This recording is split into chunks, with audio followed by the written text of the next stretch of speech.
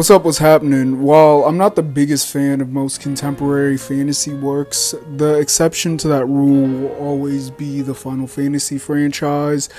I'd even go as far as to say that Final Fantasy is probably my favorite in-production media franchise, point blank period. The series is very simple. All the games have the same overarching themes and mechanics, gameplay systems, and lore for the most part, but each numbered title in the franchise is its own self-contained story and world, besides like the spin-off titles like 10-2. 16 numerical titles in the franchise as a whole, but there's 126 spin-offs and sequels as well, so I can never really complain about the MCU being bloated ever again, since it is, like I said prior, my favorite active media franchise.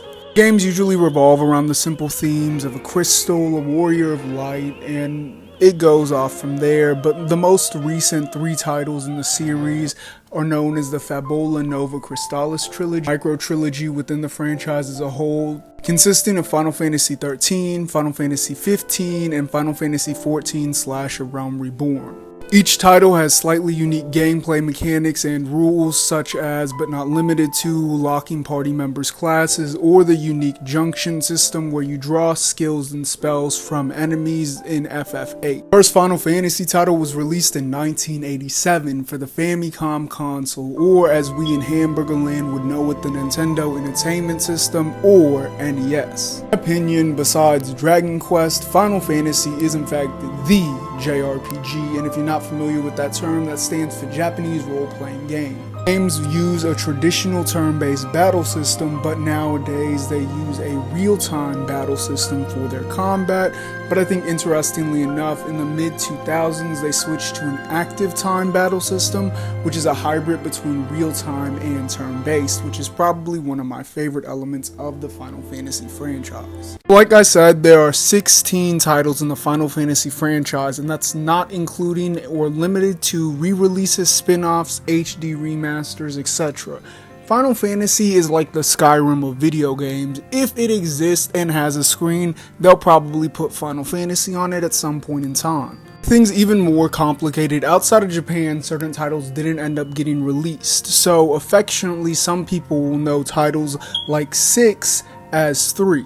Final Fantasy IV as Final Fantasy II, so I'm just gonna stick to the Japanese number conventions because it just makes it a little bit easier. Each Final Fantasy title in the numerical series has a unique creative director, thus bringing a unique creative direction with its title. Think of it similar to something like Pokemon, which each title being slightly tweaked, but Sun and Moon is different aesthetically than something like Violet and Scarlet. Some of the most known creative directors are going to be people like Tetsuya Nomura, known for Final Fantasy X, X-2, Final Fantasy XI, and Final Fantasy XIII, Nobuo Yoshida, known for Final Fantasy XIV, Yoshinori Kitase, known for Final Fantasy VII and Final Fantasy VIII, Yoriyuki Ito, known for Final Fantasy VI.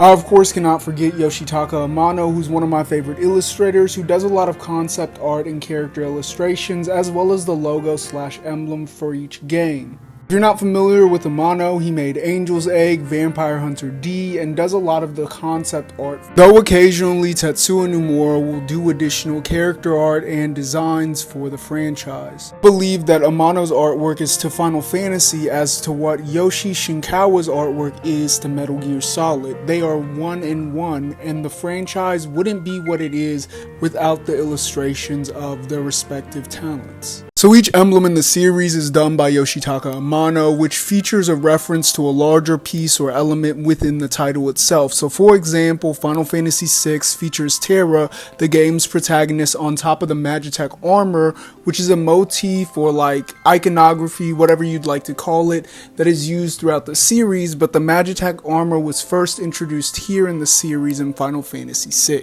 The series has a romantic nature to it, one that I feel like isn't really found in other fantasy franchises or series. While I do love a good grimdark fantasy like Excalibur or The Witcher, I think there's something very Charlie XCX chartreuse about the Final Fantasy series. It's not very teenage boy-y, which is the vibe I get from WoW. And listen, I haven't played WoW, but I have very much put a few hours into the Frozen Throne, so I feel like I know the vibe of the Warcraft series. It's just not something that I connect to personally. Instead, viewer, if you rocking with WoW, that's cool, man. Still keep rocking with it, right? You don't have to connect with the Final Fantasy franchise. I get it. Not everybody's gonna connect to a chicken in an afro, pink hair, green hair, and gun swords. But I love this shit. Though no game is complete without music, and Final Fantasy has a distinct style, mood, and ambiance thanks to the composition work by the extremely talented primary composer of the series, Noboru Uematsu. Really hard to articulate the importance of Final Fantasy as a franchise as far as the legacy of gaming is concerned. To put it bluntly, if it wasn't for Final Fantasy VII being on the original PlayStation, arguably the original PlayStation probably wouldn't have been successful. It seemed like I'm about to go on a little bit of a tangent. This anecdote and story right here is so important to understand the legacy and importance of Final Fantasy as a franchise. So, if you weren't familiar, in 1991, Sony and Nintendo decided to partner with one another to make the original PlayStation. Disagreements with the licensing and rights of the physical disc hardware on this conceptual PlayStation console, Sony and Nintendo just decided to call it quits. Nintendo, being the stubborn company that they were, decided to stick with cartridge-based game delivery for the Nintendo 64. This choice that would be the deciding factor that would kill the, at the time, impossible to beat gaming juggernaut known as Nintendo. Sony in 1994 decided to backstab Nintendo and go ahead with their plan of the PlayStation console, along with the original concept of the CD as the game delivery system. For the Nintendo 64 and PlayStation were even concepts in the consumer's mind. The development for the titles that would go on these consoles was already underway. Those titles would be a little game you might know as Final Fantasy VII. So behind closed doors, a tech demo for Final Fantasy VII had been shown, but Square knew that the Final Fantasy VII that they were conceptually working on had shown off and envisioned wouldn't fit on the cartridge-based game console known as the Nintendo 64. So Square decides to jump ship with Nintendo and partner with Sony, giving us the legendary lineup of titles that is Sony and Square on the original PlayStation, which would give us none other than Final Fantasy VII, which is of course the most popular title in the series. Because up until the release of Tobal 1 for the original PlayStation, Square was in an exclusive licensing agreement with Nintendo. The biggest franchises on Nintendo consoles was obviously Final Fantasy. Most of the 5th as well as the 6th console generations, Square and Sony would remain in this exclusive licensing deal, meaning no Final Fantasy on your Xbox or Final Fantasy on your GameCube, unless it's some sort of spin-off title. Square would end up porting a lot of the pre-7 Final Fantasy titles to the Game Boy Advance. It wouldn't be until the release of Final Fantasy XI Online that the Xbox console would get a mainline Final Fantasy title. Single-player Final Fantasy title being, of course, Final Fantasy XIII. Naturally, to talk about the Final Fantasy franchise, you would think that I would start at Final Fantasy I, but I personally haven't played any Final Fantasy title before Final Fantasy VI, nor do I really know a lot of people who celebrate those titles. For the sake of brevity as well as time, I'm just going to look past 1 through 5. It isn't to say that 1 through 5 aren't worth playing or not worth your time. I believe that they are the predecessor to what is contemporary Final Fantasy, so... Alright, so listen, if you've played the FF games, like, I totally understand this might feel a little bit redundant. That being said, I want to make sure that people who've never played this series don't feel like I'm just speaking Swahili, because I'm going to kind of breeze over a lot of these topics and ideas as I talk about the titles that I like, and I want you, the viewer, to be able to keep up. That being said, I'm going to assume that you're already somewhat familiar with the way JRPGs and RPG games are played. But for example, in the Final Fantasy franchise, your class is considered a job. A job can also be called a role. There's multiple terms for this, but jobs are subcategories of classes. The classes / roles are DPS, healer, right? So you have white mage, red mage, but jobs can be a more complex form of this. So in Final Fantasy XIV, I play the roles of dancer, a DPS role, and then the secondary job that I play is astrologian, a form of white mage or healer. You have the 𝖋𝖆𝖓𝖆, which is like kind of like horses, but not really. They're just overfed chickens. They're what horses would be in the Final Fantasy franchise. You have materia, which is like a spear-like form of experience within the game. It's a microcurrency that can be added to weapons or armors. I'm not really going to explain the lore of materia, but it's a form of crystallized energy of the bond of the character. It's like very nerdy, but you get the idea. So you have Moogles, which are like little cat-like creatures with bat wings that are found throughout the series that are more or less like the de facto mascot for the franchise. They're adorable and they go Kupo, like they're super cute. Then you have summons, and depending on the title in the series, they might have a different name. Like in 6, they're called espers, but in 16, they're called icons. Think of them as a way to summon / call upon a super powerful creature maybe once every 10 battles, though based on the title's mechanics, like in 9 and 10, they can be limited to only being used by the summoner job, and they'll usually deal a large amount of magical damage in a fight, which if you're not familiar with JRPGs or RPGs, also deals elemental damage, which can give you the upper hand in a fight. You got a limit break. It's where you break the limit. It's where you do a lot of damage at once. Pretty obvious. And these are the various elements that, when combined, usually build up the world building and background lore that makes up a Final Fantasy title.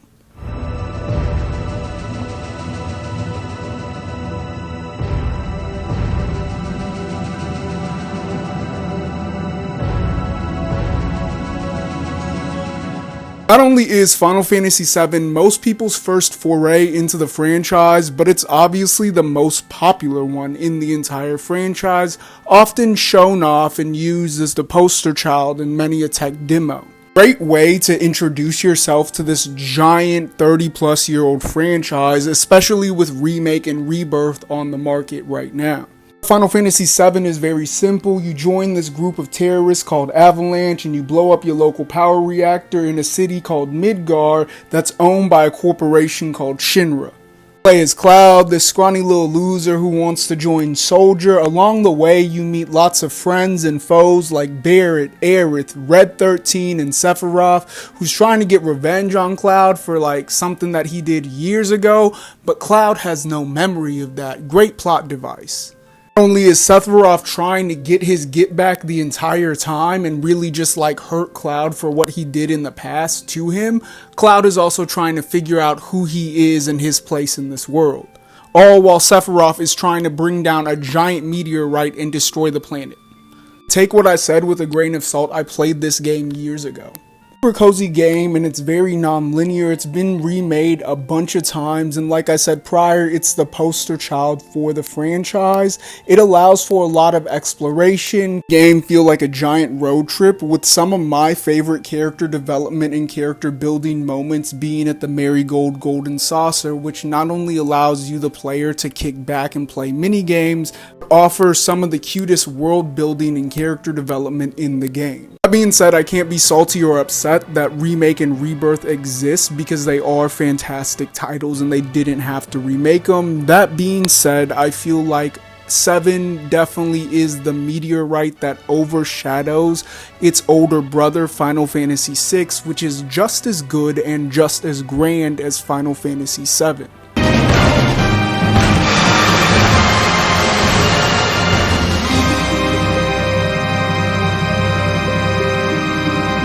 It makes a lot of sense that Final Fantasy VII is more popular than 6, since 6 is a 2D SNES title and 7 is a 3D PS1 title. That being said, I definitely think 6 is worth your time. The only thing is that 6 is overall a moodier, darker game than Final Fantasy VII, which is very lighthearted and upbeat in comparison. Just as grand, just as expansive as Final Fantasy VII, if not a little bit more ornate and romantic in its tone and nature. Final Fantasy VII is kind of the point when the series shifted into a more cyberpunk, futuristic type fantasy direction, but 6 is a little bit more traditional fantasy. Makes Final Fantasy VI so special, and what is its story about? Well, it's just as grand and massive as Final Fantasy VII, it's non-linear too. In fact, Yoshinori Kintase said that if they were to make a remake similar to 7's, it would take 20 years. And if you didn't know, the Final Fantasy VII remake has been in the works for about 15. Story of Terra, who doesn't remember who she was and where she came from, similar to Cloud, who's thrust in the role of heroes thanks to her being in a very particular situation at a very particular place in time. I don't want to spoil a lot of this game's twist because this game has fantastic twists when you're playing it in real time. Being chased by the Gestalt Empire and the game's lead antagonist Kefka Palazzo, who's drunk with power and on a path of absolute destruction.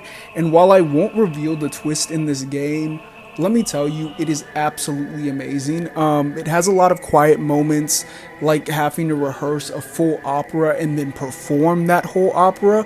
But playing the game, it feels like an absolute breakneck pace and whirlwind of chaos. I believe it's that tighter sense of urgency that makes it superior to Final Fantasy VII. Speaking of pace and urgency, why the hell did I think talking about 16 some odd games would be a quick, easy, walk in the park video? My ass can barely talk about 4 movies in— Question. Does that make me a dumbass?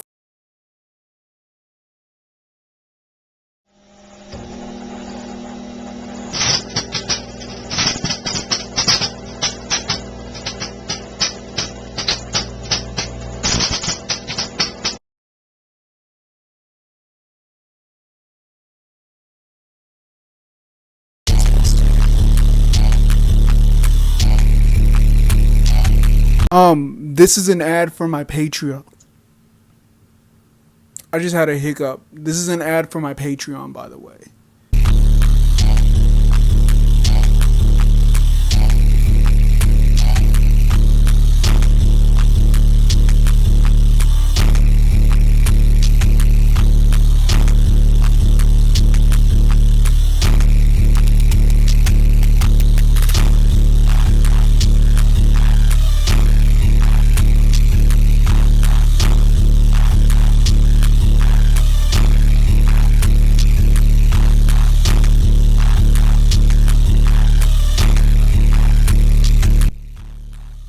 Alright, listen, here's the deal. I'm running out of time. I can't do every single one of the titles, so I'm just going to yap about various parts about the title in question that I like, that I enjoy. Talk about it real quick and then move on to the next one. But there is one title in particular I really do want to cover. You'll cross that bridge with me when I get to it. That being said, let's begin this with Final Fantasy VIII. Alright. I asked y'all what your favorite Final Fantasy title is. One of y'all made a very good point and said that Final Fantasy VIII feels like the twilight of the Final Fantasy games. It's one of the few games in the series that really centralizes its main romance. Extremely youthful and angst-ridden game overall, but it's the first game in the series to be in full 3D. I know that 7 was in 3D, they still used sprites as well as sprites for the FMV cutscenes. Here we have what is the first true modern Final Fantasy game. First game in the series to introduce the in-game mini-game / card game known as Triple Triad, which has been featured in multiple titles since this game's release. Featured a single by Hikaru Utada, who did the 2 singles that are very famously attached to Kingdom Hearts. A really good time to talk about Final Fantasy Type 0, which is also a very moody game that takes place in a school setting. It also is one of the few Final Fantasy titles which predominantly features blood. A coming of age story. It was directed by Hajime Tabata, who directed Final Fantasy 15. It has direct connections with Final Fantasy 13 with things like the 𝕱𝖏. Yet it's canonically not part of the larger 13 collection, which is just as confusing as the 7 compilations, which are games like Advent Children, Crisis Core, Dirge of Cerberus, etc. The opening cinematic of 10-2 and the overall jovial, very pop-centric girlhood themes within 10-2 more or less makes throwing fits a part of the core gameplay loop. A lot of nostalgia for the UI and typefaces used in this era of Final Fantasy in particular, because it was the one that not only I grew up with, but it's just very comfy cozy. I'd played Final Fantasy 15 when it first came out, and I wasn't really a fan of it upon release. I actually didn't even end up beating it. I stopped playing around that level that takes place in a warehouse that's like super redundant. I think it's a Pronto level. Looking back on it, I feel deeply nostalgic for it and super fond memories, even though it wasn't that long ago, but it's definitely a pre-COVID gaming memory for me. I think I probably do like Final Fantasy 15, I just haven't played it again to really validate my like or dislike of the game. Instead, while I do like what we ended up receiving as Final Fantasy 15, it is nothing in comparison to the concept that we were robbed of, which is Versus 13, the original title that would end up being 15.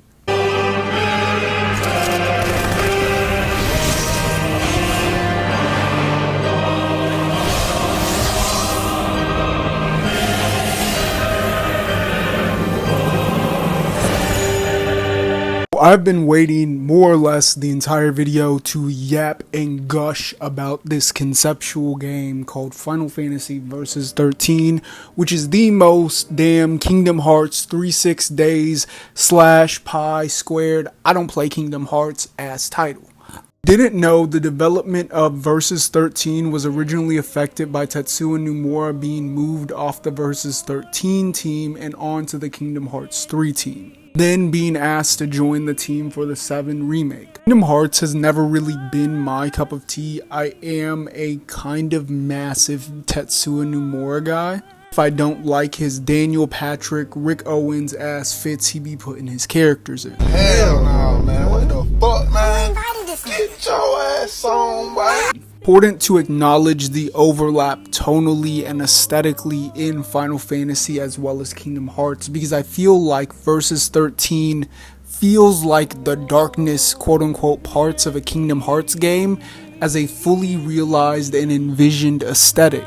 Be told, I've been dying for a true urban Final Fantasy or fantasy work in general for years. For me, my video game pie in the skies would be a Code Veronica remake, a Parasite Eve remake, or fully envisioned Versus 13. I just love how brooding and moody Versus 13 is, and not in a God of War on the PS2 type of way. But hey, at least we did end up with the moody Tetsuya Nomura influence in Final Fantasy 15 to the point where we even had Vivienne Westwood in game. Then they made a real life version of Princess Lunafreya's wedding dress.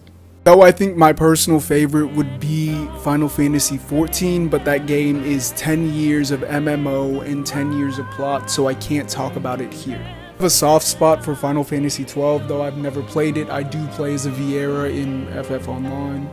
I love this series, I love this franchise, I love early Squaresoft, I love the art direction, but I also think games like Resonance of Fate look really cool, so take my opinion with a grain of salt.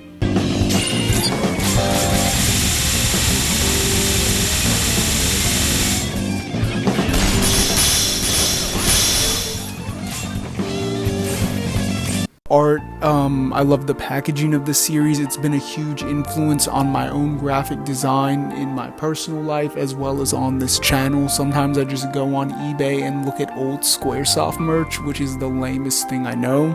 Like, for example, the 2000 Square Millennial Collection to the Anniversary PS1 Collection, and I cannot of course forget the 25th Anniversary compilation of Final Fantasy. Featuring every title in the series up until that point in sleek all-white packaging, with each disc showing the artwork by Yoshitaka Amano. Of this melodramatic, perfectly moody series, then you should most definitely give it a shot. With that being said, I'm afraid the video has now come to an end. You don't have to go home, but you can in fact stay here. Thanks for taking time out of your day to spend some time with me, and hopefully you play some Final Fantasy. Have a nice one. Take it easy. walk away. You don't hear me say